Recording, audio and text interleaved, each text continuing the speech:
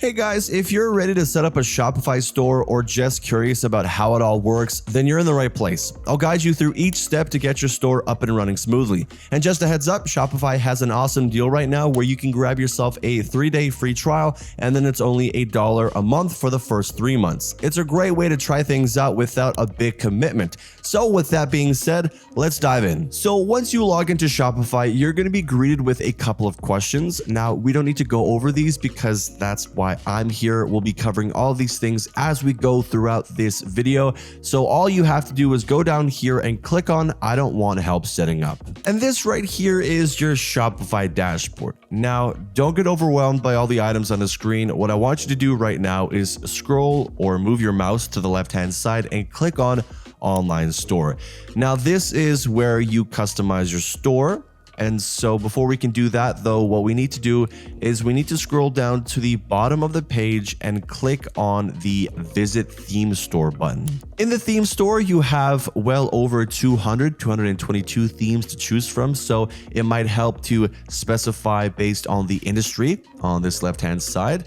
Maybe you want to just try out a free theme. You can just click on this box right here and you'll see that you have 13 themes to choose from in this section. Now, the interesting thing about Shopify though is that you can try a theme out before you actually apply to your site. So let me show you what I mean. So first and foremost, let's click on the Dawn theme and you can view the demo store. So say, hey, I want to check out what this store looks like in its full functionality. You can click all the buttons, everything works. You can check out the product pages and really get an idea of whether this suits you. Okay, and say you do like this theme. So then you go to the top right and click on Try Theme, and then it's going to promptly download this to your dashboard. And once it's done downloading, you can go down to your theme library and then head over to the right-hand side and customize it, make all the alterations you want, go crazy, and it's not going to be applied to your site. If you do choose to go with your changes, then go to Publish, and then it's going to be applied. But if you don't want to use this theme like me, well, we are going to use this theme, but we don't need two of them. Then you go to the 3 dots right here and click on Remove. All right, so let's start cleaning up our tabs. So we're going to remove these two.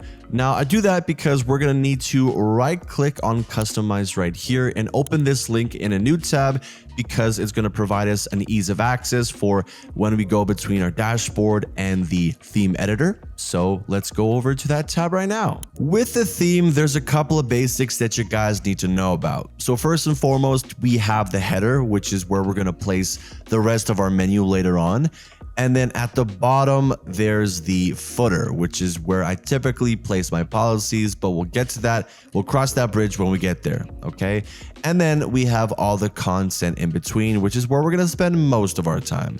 The neat thing about Shopify, though, is that if you grab on these 6 dots, you can move around these blocks as you see fit. This will become a lot more apparent as we go along with the video, and there's a lot more blocks to reorganize, okay? And then in the top right, you'll see the desktop and mobile layout of your site. Now, we're not going to be customizing the mobile layout of our site because Shopify is great at optimizing your desktop changes to other devices. So we're going to just leave it to Shopify on that front. But in terms of the basics, that's all I really need to cover. All right, so before we get into some deep customization, let's just get our feet wet with some basic things, okay? So we're easing our way into things, all right? So what we're going to touch upon is the logo, the colors, and the typography. So to access those settings, let's go over to the left-hand side and click on Theme Settings, okay?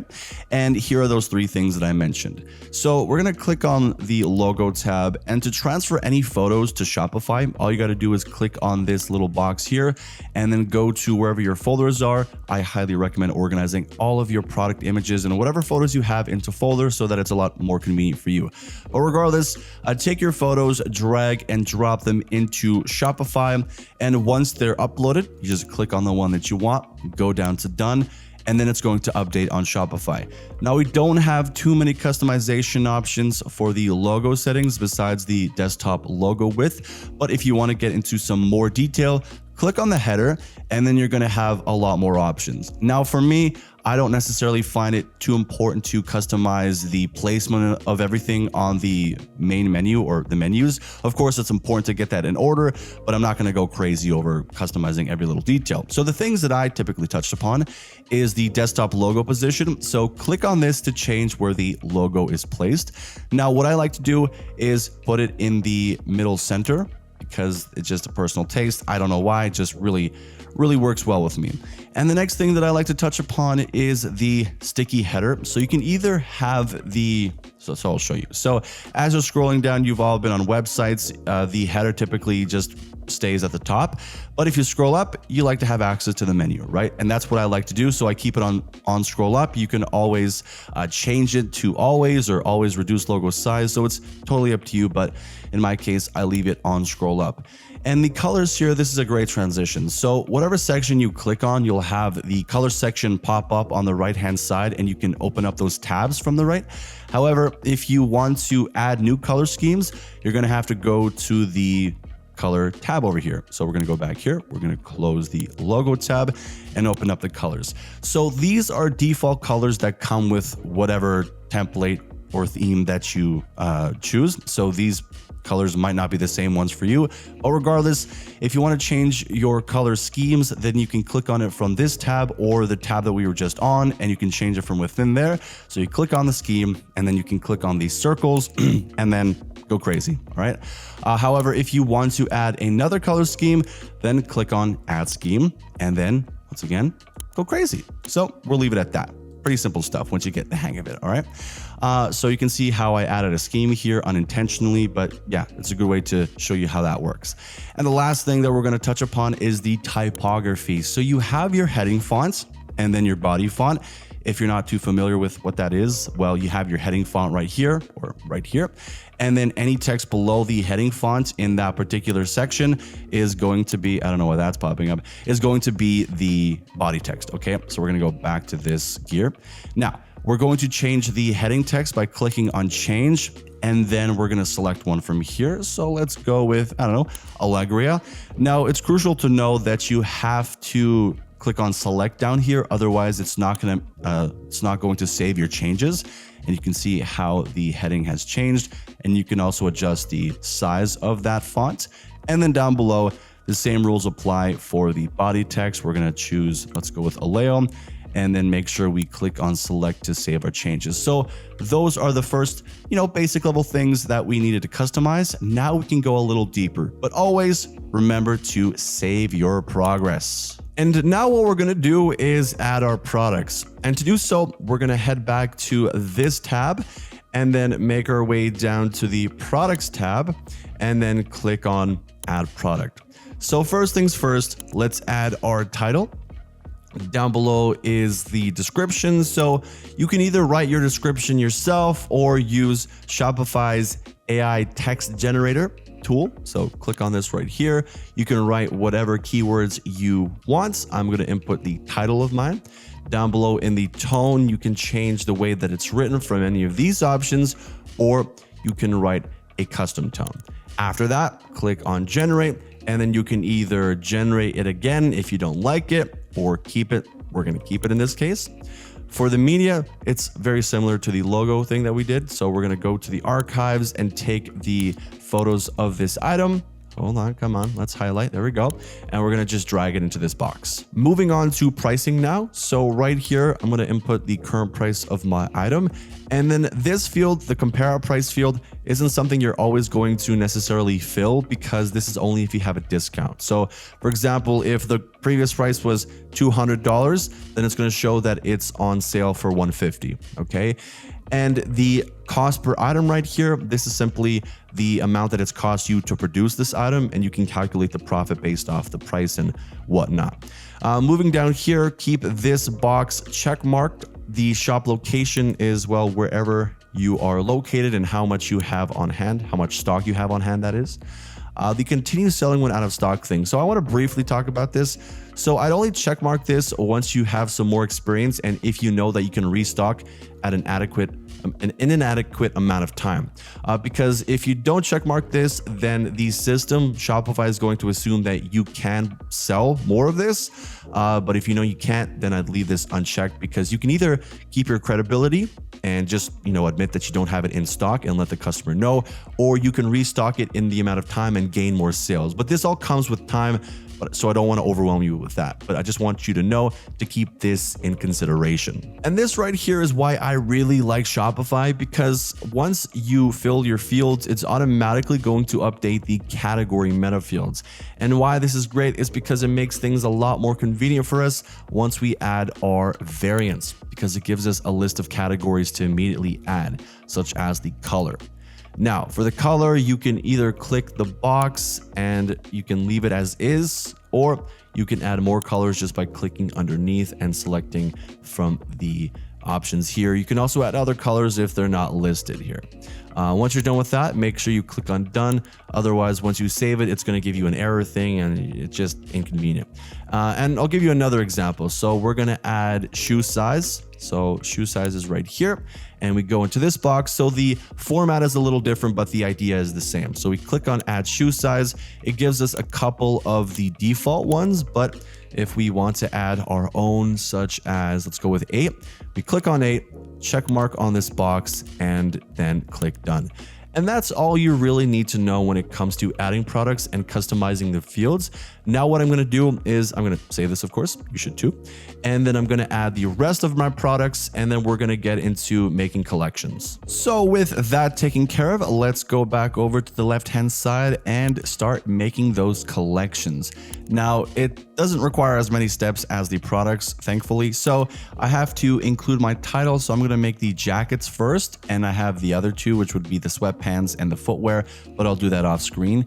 The description, not very important in this case, but you do have two ways to add products to your collection. So that would be the manual way, which is what I'll show you now. But there's also the automated one. So basically you add a tag to your product and it's going to be immediately added to the category that tag falls under. So say I have a jacket and I put a jacket tag. When I'm editing the fields, then it's immediately going to be placed here and I don't have to do anything else. But in this case, let's add it ourselves. So you can either search for the products in the search bar or browse them, but we'll do a little bit of both. So we'll look for the jackets, and then all you do is just check mark all the products that apply to this collection. And then once you're done, click on add, and that's pretty much it. And as for the photo, you just select which photo you want for your thumbnail. And this photo is going to appear on the website once we add this collection to our page, but I'll show you what that looks like in a moment. But as far as making collections goes, that's all there is to it. Now I'm going to make the other two, and then we'll talk about how to make menus. Now, to make a menu, you're going to want to go back to the online store tab right here, and then go down to where it says navigation. And then you'll have the footer and the header menu options. Now, we're going to get to the footer menu later on, and you'll see why. So in this case, just click on the main menu. So when it comes to the menus, you can rearrange them by grabbing them by these 6 dots right here and just changing their position. If you want to make a drop-down menu, then you can drag it again and just place it underneath another item, and you'll see how that little line appears, okay? But I do want my home to be at the top there. To add a menu item, you click on the option right here, and then you can search for what you're looking for. So you just click on this field, and then you can either look for it by typing the name, but in this case, we have our collections right here. So we'll click on the collections, and then we'll add the jackets first. And once you do that, make sure you click on add, and that's all there is to it. And then from there on out, you can add more and rearrange them as you see fit. So I'm going to do that with the other 2 collections, and then we'll finally go back to our site. Now that we're back on our website, you'll notice how our main menu has changed. So we know that all the changes were applied. But now what I want you to do is scroll down to the bottom of the page, and you'll notice how all the products we just added have been included on our featured products list. Now that's great. However, I don't necessarily like having this many products in one section. I mean, at least on the homepage, because it just takes up too much space. So to resolve this, what I do is I click on this section, and then on the right hand side, you'll have all the customization options for this block. What I need to find is the enable carousel on desktop feature. And what this does is just streamline everything. So we have the same amount of products, just in less space. Okay. However, the thing about this is that all the space on the left-hand side is going to be empty until the customer actually starts scrolling through the gallery. And so let me show you what I mean. Because the first time I made a website, I was kind of confused. It looked awkward. And so to see what this will look like from the customer's perspective, you just want to go to these three dots right here and click on View. So once we scroll down, you'll see what I mean. So to fix this, let's go back to our tab here. And all you got to do is click on Make Products Full Width, and it's going to cover that empty space and make it look a lot more professional. So we'll go back to this. We'll likely have to refresh, and then you see what I mean. So it looks a lot cleaner and obviously not awkward. So now that we've covered that, let's add those three collections that I just made. And the way we're going to do that is by adding a section of our own. So there's two methods to this. So you can either hover in between two blocks like I am now and click on Add Section. However, sometimes this can be a bit finicky and it doesn't show up. So you can just go to the left-hand side and click on Add Section. And so all of these are ways of adding content to your site, whether that's text, videos, or images. You can use these tools to their full capacity, but you got to get creative. So what I need again is the collection list, and I'm going to just drag this above the featured collection. So I'll place that right here. And now we have three collections, but if you do want to add another one, you can click on the Add Collection button right here, and it's going to open up a fourth option, but we're going to remove that for now. And to add a collection, you click on the block, you go to the right-hand side, select the collection, and then choose whichever one you want. So in this case, let's go with jackets first, and there you go. You added a collection. So now that we're done with the collections, we can move on to customizing our site, adding extra sections and making it look fancy. Now, what I want to add first is our image banner. So just a rule of thumb for all the pictures on your site, you want to make sure that they're high quality. We don't want any skimping out on the pictures because this is the first impression you're making with your customer. So if they like what they see initially, they might want to explore further. So we've been adding photos for a while now, so it's pretty much repeat, rinse and repeat. We click on the section we want to add photos to, we go to our library, and then we transfer over the photos that we want. And then from the right-hand side, we only need two things. So we're going to need the banner height as well as the image movement, which is down here. But I do want to point out, guys, that you don't have to use the specific settings that I'm using. I just want to get my point across and show you how to use Shopify. So just keep that in mind, okay? Now, for the banner height, I want to make this medium. And then we're going to scroll down to find the image behavior, and I go with ambient movement. Now you can of course try any of these, but for me, ambient movement has always been my go-to just because it's subtle, but it goes a long way. However, in this section, we don't only have the image banner, we also have this text right here. And to change it, all you got to do is click on it from here or from the left-hand side, and then you input whatever text you have. Now, if you don't like the size of this, then go to the heading size and change it from there. However, we also have the button down here.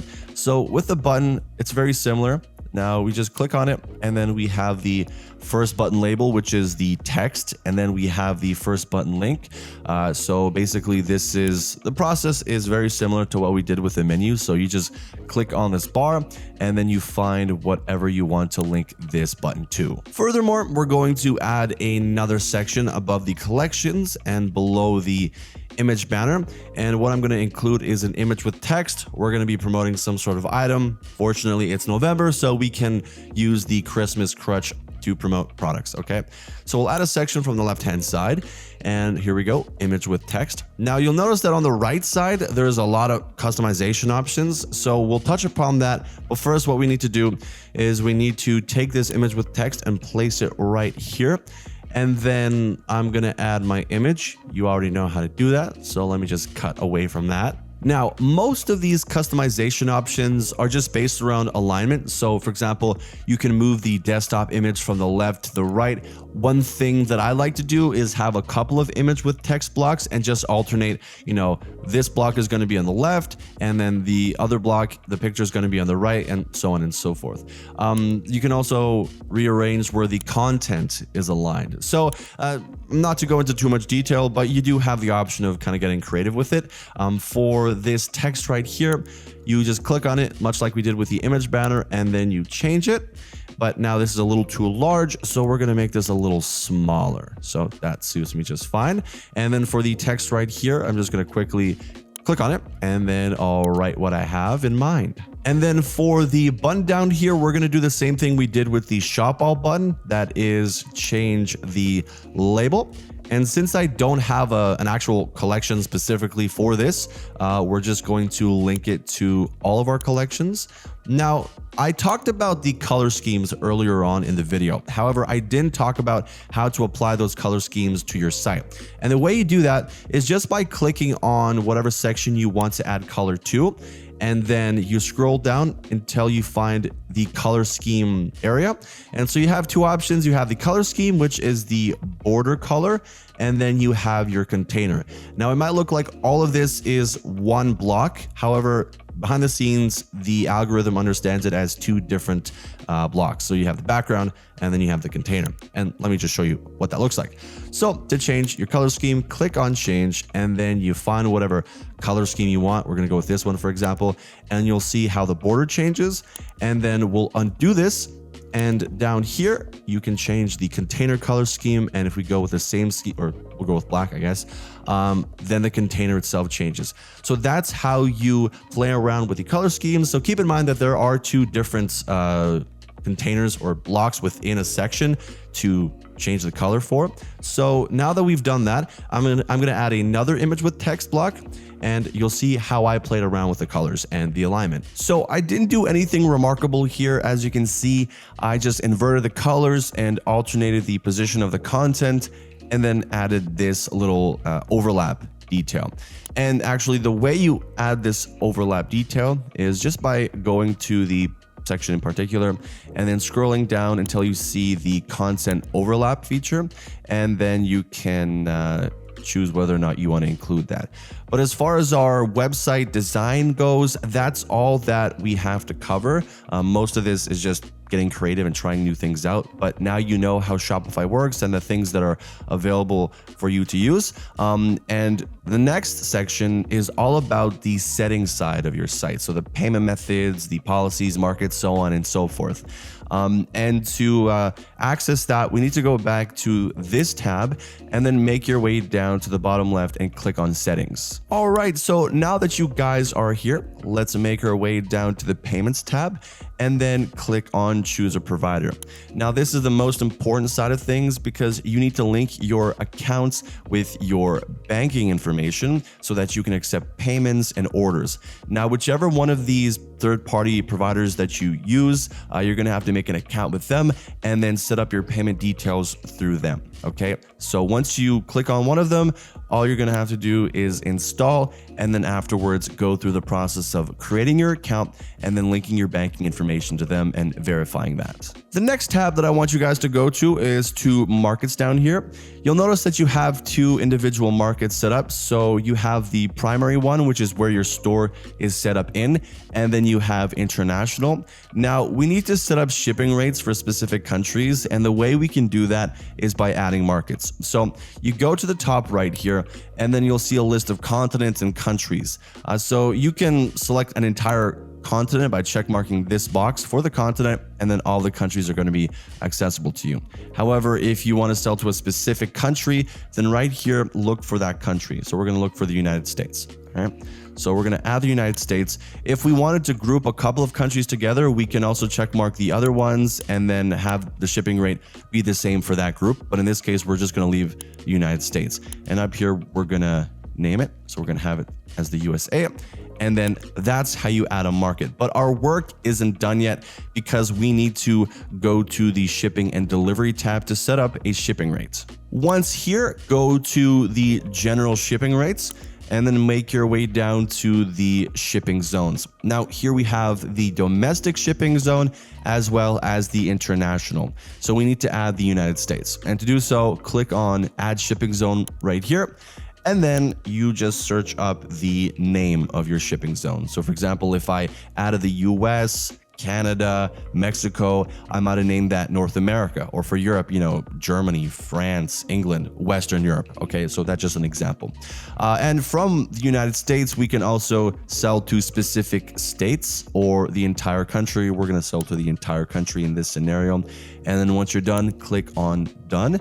And then below this, you'll see an add rate option, and that's where you include the rate that you want to price this shipping zone at. So down here, we're going to write $20, and then for the custom rate name, we're going to call it temp. And then that's pretty much all there is to it. You can also have another app calculate the carrier rate for you, but in this case, we're going to leave it as is. So once again, click on Done.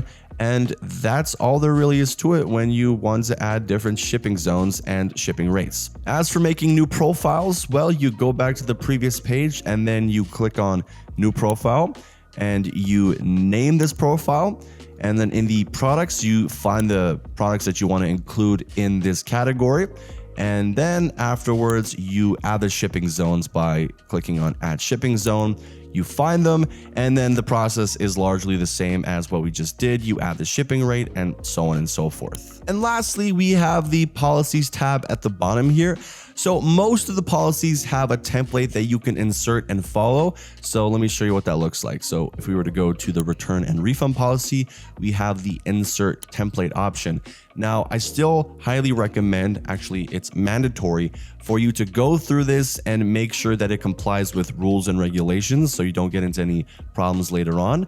But for the shipping policy, once we click on it, it doesn't have a template. So regardless of whether or not there's a template, go through it, make sure that it's all correct so that, again, you don't have any issues later on. What's left for us to do with these policies, though, is to add them to our footer menu.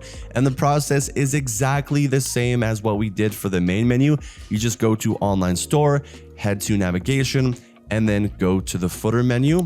And this time, once you add a menu item, you're gonna just look for the policies at the bottom and then add them to your footer. So with all of that taken care of, we now need to make sure that our site is fully functional and that we can actually reach the checkout page without any hiccups. And the way we're gonna do that is by viewing this from the customer's perspective again. So go to the top left and then view it. And so from here, let's just pick a random item from our collections. Or no, let's go to the feature products. So we're gonna click on this one. And then let's make sure that we can add this to our carts. All right, so it works. And once we reach our checkout, we'll have a peace of mind. And there we go. So our store is fully functional. All that you have to do is add those payment methods, and then the customer can input their information and click on Pay Now. And then voila, everything is done. However, with that said, your store isn't public yet, so you can't start selling. And the way you can just publicize your store is by going back to the online store page and then clicking on Remove Password. And from this point on, your store is global and people can buy your products. And that's a wrap on this Shopify tutorial. I hope you're feeling ready to take on your own store. Remember, if you want to try Shopify, there's that deal right now, 3 days free, and then only $1 a month for the first 3 months. It's a great way to see if it's the right fit without breaking the bank. If you found this tutorial helpful though, go ahead and also subscribe for more content like this and drop any questions below. As always, thank you so much for watching, and until next time, make sure to take care.